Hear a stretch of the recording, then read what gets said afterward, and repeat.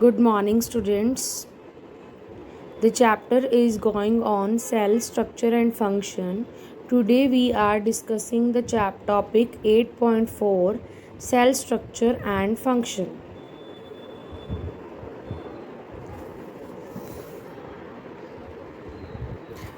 You have learned that each living organism has many organs.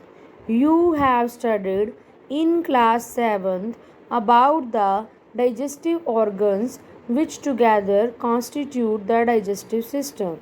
In 7th class we have studied about that all the digestive organs are together constitute the digestive system, या हम ये कह सकते हैं कि सभी digestive organs मिल करके क्या बनाते हैं, डाइजेस्टिव सिस्टम बनाते हैं. Each organ in the system perform different function such as digestion, assimilation, absorption. All the organ of the digestive system perform different function. For example, digestion, assimilation, absorption. जैसे कि हम digestive system की बात करें तो in the digestive system food pipe है, पहले mouth है, फिर फूड पाइप है, फिर स्टमक है, फिर लीवर है, पैनक्रियाज है, स्मॉल इंटेस्टाइन है. These all organ make the digestive system. तो ये सभी जो ऑर्गन है इनका डिफरेंट डिफरेंट वर्क है. ठीक है, डिफरेंट डिफरेंट वर्क. जैसे कि माउथ है, वहाँ पर हम फूड च्यू करते हैं, ग्राइंड करते हैं, काटते हैं, फिर उसके बाद फूड को स्वेलो करके फूड पाइप में जाता है. फूड पाइप से फूड स्टमक में डाइजेशन स्टार्ट होता है, फिर वो फूड स्मॉल इंटेस्टाइन में जाता है. तो इस तरह से the process is going on. यानी कि हम ये कह सकते हैं कि every system has a definite work. जैसे कि डाइजेस्टिव सिस्टम का वर्क है डाइजेस्ट करना फूड को, बट फूड डाइजेशन में भी देयर आर मैनी पार्ट्स. उन पार्ट्स को कौन करता है, डिफरेंट डिफरेंट ऑर्गन करता है. डिफरेंट डिफरेंट ऑर्गन के अंदर छोटी छोटी सेल्स होती हैं जो हर फंक्शन को करती हैं. Similarly different organ of a plant perform specific specialised function. For example, root help in the absorption of water and minerals. Leaves, as you have learnt in class 7, are responsible for synthesis of food. हाँ जी, in the plants also when we talk about plants, तो plants की भी अगर हम बात करें तो in plants जो रूट्स है वो वाटर और मिनरल प्रोवाइड करवाती है. जो स्टेम है वो रिजिडिटी और मैकेनिकल सपोर्ट देता है प्लांट को. और जो लीफ है, लीफ में सारा का सारा फूड बनता है, फूड सिंथेसाइज होता है. ठीक है, तो इस तरीके से हर ऑर्गेनिज्म में डिफरेंट डिफरेंट ऑर्गन है जो डिफरेंट डिफरेंट फंक्शन को परफॉर्म करते हैं. Each organ is further Each organ is further made up of smaller parts called tissues.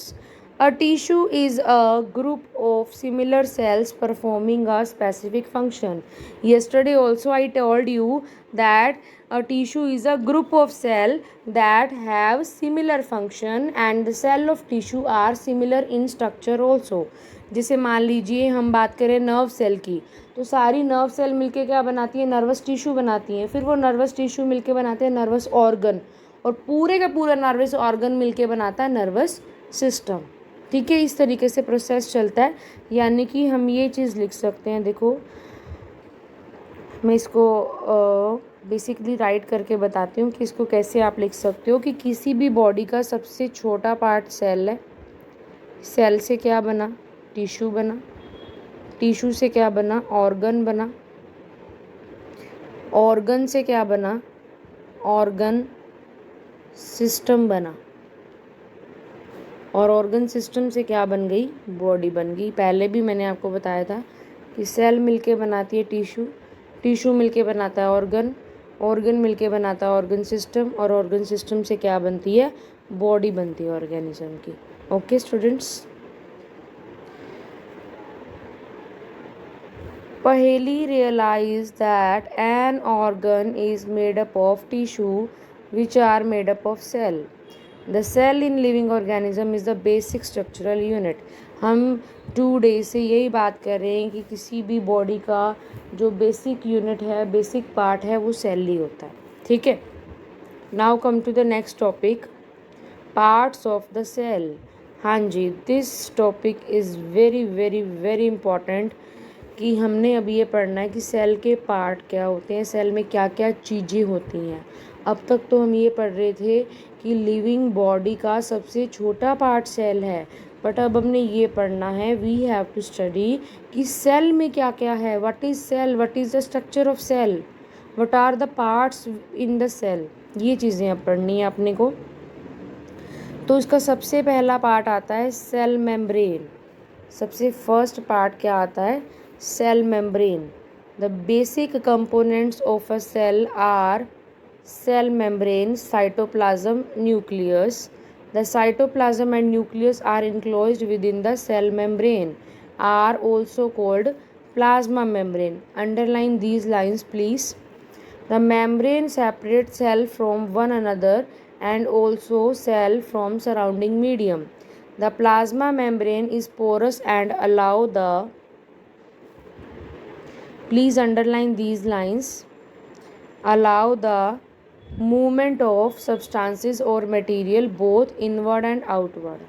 अब सुनो, सेल मेम्ब्रेन क्या है, what is cell membrane. Cell का स्ट्रक्चर बना रही हूँ मैं यहाँ पर, देखना अच्छे से, इसमें मैं आपको सब कुछ समझा दूँगी। ये मान लो हमारी एक सेल है, ठीक है। मैंने किसका डायग्राम बनाया, सेल का डायग्राम बनाया। सेल की ये जो आउटर लेयर है, हमने कल भी बात की थी कि सेल की ये जो आउटर लेयर है, इसे हम क्या कहते हैं, सेल मेम्ब्रेन कहते हैं। इसे हम क्या कहते हैं, सेल मेम्ब्रेन कहते हैं। सेल मेम्ब्रेन क्या करती है, सेल को दूसरी सेल से और सराउंडिंग मीडियम से सेपरेट करती है। यानी कि हम ये कह सकते हैं कि किसी भी सेल का जो डोर है ना मेन, जैसे हमारे घर का डोर होता है जहाँ से हमारा घर ओपन होता है, उसी तरीके से सेल का जो मेन डोर है ना, वो कौन है, सेल मेम्ब्रेन। अब सेल मेम्ब्रेन का वर्क क्या है, सेल मेम्ब्रेन को प्लाज्मा मेम्ब्रेन भी कहते हैं, जैसा कि हमने अंडरलाइन किया अभी।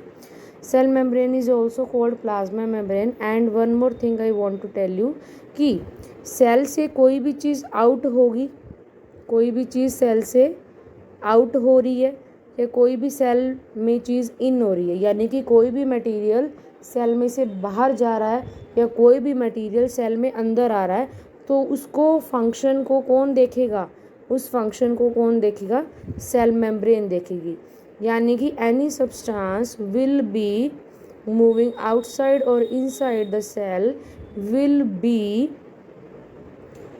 असाइंड बाय और will be functioned by cell membrane. Cell membrane का वर्क है कि किसी भी सब्सटेंस को बाहर और अंदर अलाउ करना, कि किस सब्सटेंस को बाहर जाने देना है या नहीं जाने देना है, किस सब्सटेंस को अंदर आने देना है या नहीं आने देना है। ओके, अब नेक्स्ट नंबर पे आती है, सेकंड नंबर पे जो चीज़ आती है वो है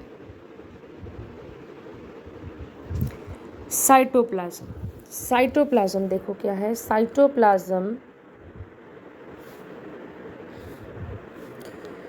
जो सेल होती है उसके अंदर एक गाढ़ा गाढ़ा लिक्विड होता है, गाढ़ा लिक्विड होता है जिसे बोला जाता है cytoplasm. Cytoplasm is the liquid which is present in the cell membrane.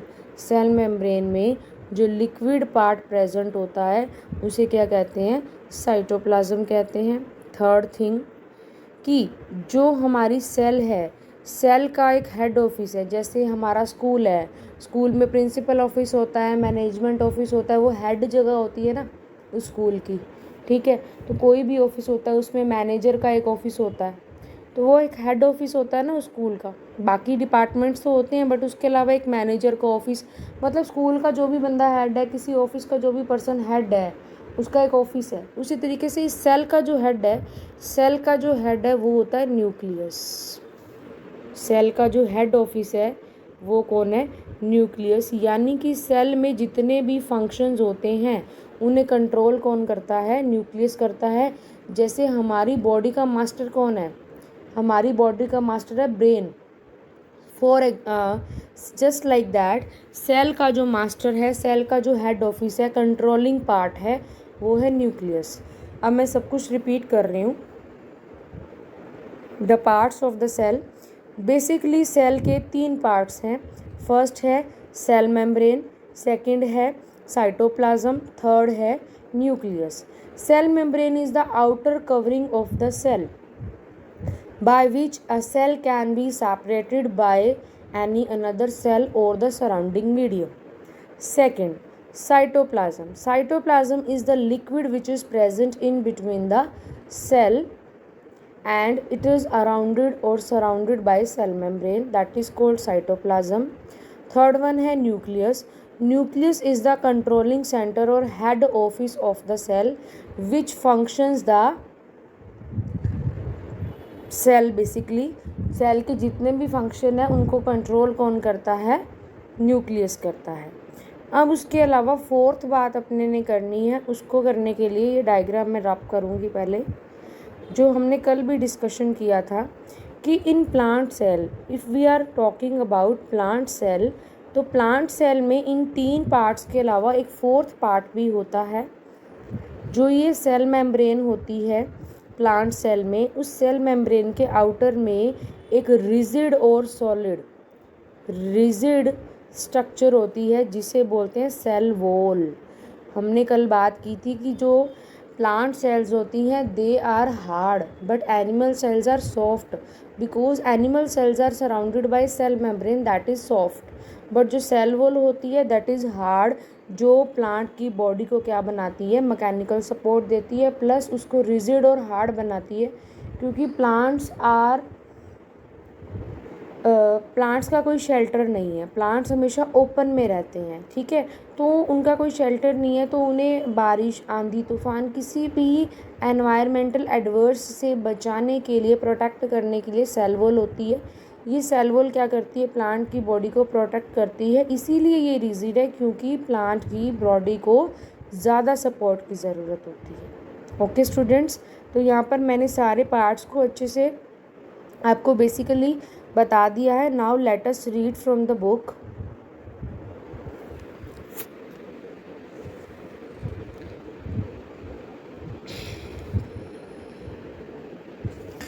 The boundary of the onion cell is the cell membrane covered by another thick covering called cell wall. हाँ जी, underline please. The boundary of the onion cell. Onion क्या एक plant ही तो है?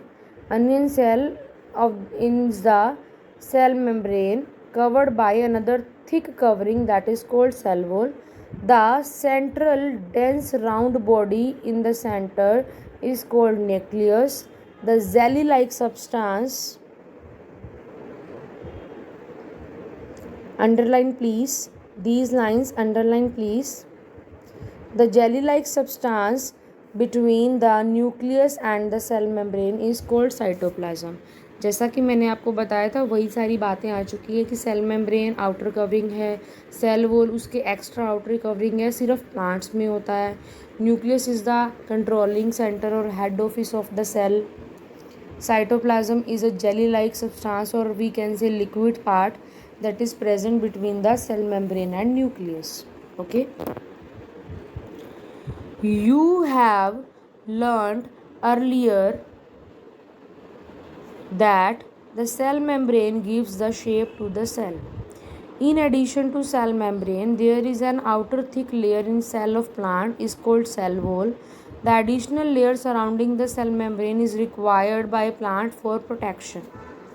जैसा कि मैंने आपको बताया था कि cell wall is providing the mechanical support or protection to the plants. Plant cell need protection against variation in temperature, high wind speed, atmospheric moisture, etc. They are exposed to these variation because they cannot move. Cell can be observed in the leaf peel of Tradescentia, Elodia or Rahio. You can prepare a slide as in the case of onion. Paheli ask Bujo if he can also observe animal cell. अब ये जो पीछे जितनी भी cell के diagram आए हैं वो सारे प्लांट सेल के आए हैं। अब ये एनिमल सेल की बात कर रहा है, तो let us come to the next topic. Figure 8.6 है ह्यूमन चीक सेल्स। हाँ जी, हमारे चीक्स का जो सेल है उसका ये डायग्राम है। तो बेसिकली देखो बेटा, अगर आपके पास क्वेश्चन आ जाए कि how will you differentiate the plant cell और एनिमल सेल, तो सबसे बड़ा डिफरेंस तो यही है कि in animal cell cell wall is absent but in plant cell cell wall is present। सबसे बड़ा डिफरेंस तो यही है। You can see in this also कि इसमें cell membrane is outer structure, but अगर किसी प्लांट सेल का माइक्रोस्कोपिक सिस्टम देखा जाएगा तो you will see that cell wall will be the outer structure. Okay, हाँ जी।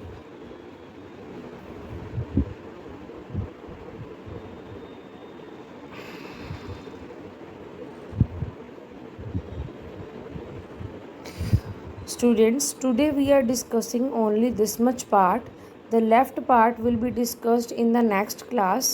If you have any kind of doubt regarding this topic, so you can ask me in the live session when it will be taken. Sorry. And one more thing I want to tell you. Today I will send you some extra question that you have to do in your fair notebook very neatly, and you will send your work to me after completing it. Thank you. Have a nice day.